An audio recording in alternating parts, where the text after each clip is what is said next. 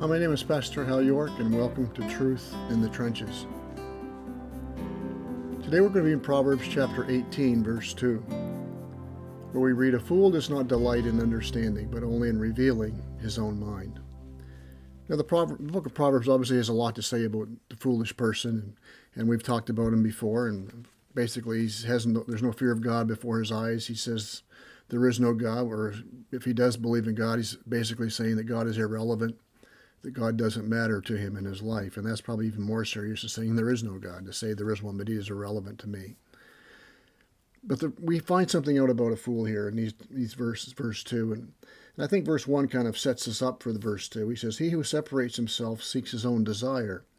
He quarrels against all sound wisdom." So the foolish person doesn't want to be around people who want to help him or want to talk to him or want to warn him about something, maybe an action he's going to take. Well, what does he want to do? He wants to express his own mind. He does not delight in understanding. He does not delight in what you have to tell him. He simply wants to do or to tell you what he thinks, and he's not interested in what you think whatsoever. What does that little phrase mean? He does not delight in understanding. Well, let's think about that for a minute. He does not delight in learning. The fool does not delight in learning. He does not delight in reasoning together or being reasonable.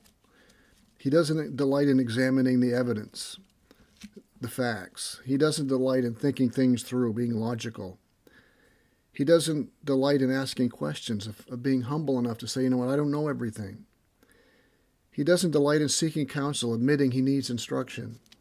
He doesn't delight in respecting what other people say. He basically likes the sound of his own voice. And when you think about it, just think about the culture that we're living in. Is this not true?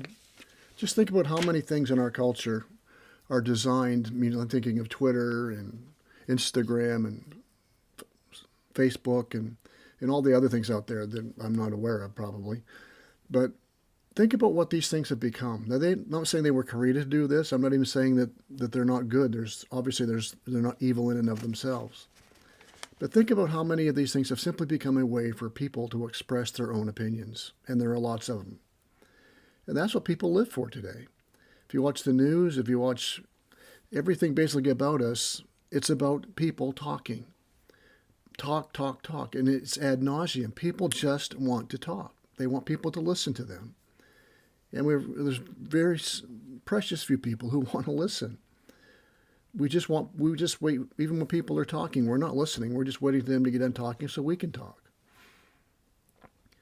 And I think Scripture is reminding us here in this verse, this is what foolish people are like. But this isn't what should characterize believers.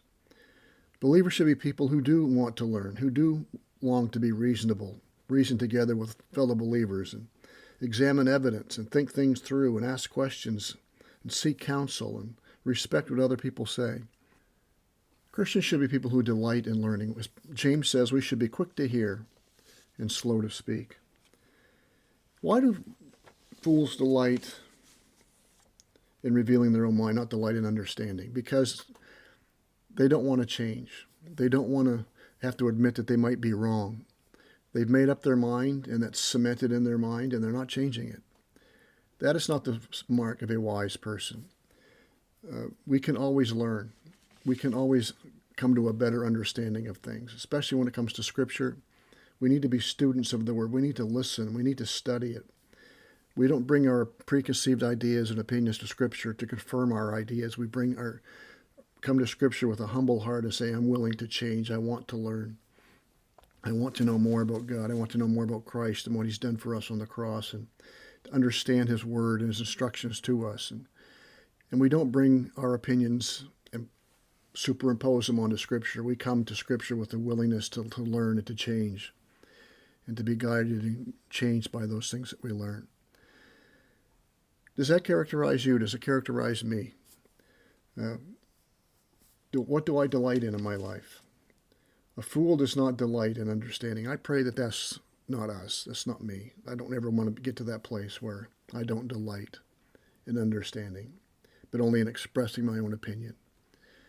So may our prayer be, Lord, keep us humble, keep us open, keep us learning. May we continually have a heart that desires to learn, to be reasonable, to be logical, to be humble, to seek counsel, to ask questions.